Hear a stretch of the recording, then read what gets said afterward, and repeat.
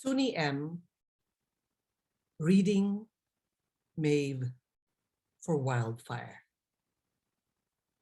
Noah and Maeve arrive, bursting through the door like it's their own home, whisper yelling the tail end of an argument. Me, Yes, Noah, enough.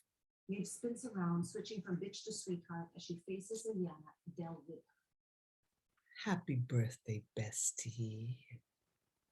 One guess why we're so late? Maeve and Noah take turns hugging Ileana. Noah, give her the present. I heard you put him to work. Good for you. Noah hands Ileana a present.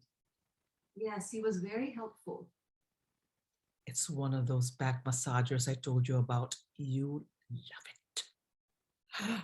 Del Watson, you look incredible. You've lost weight, haven't you? I saw your announcement. Dean of the Philosophy Department. Excuse me. Congratulations. Where is your gorgeous wife? She's not missing with another headache, is she? Personally, I know my migraines are terrible this time of the year. I think it's the dew point, if I'm being totally honest. No, she's here. What?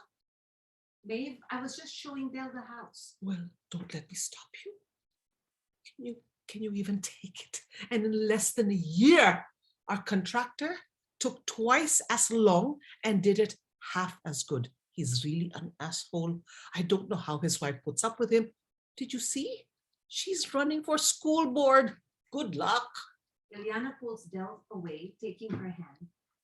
They ascend the stairs. I got you the rosé you like. It's in the fridge in the butler's kitchen, 2 bottles. Maeve blows her a kiss as she scampers into the kitchen. Oh, my savior.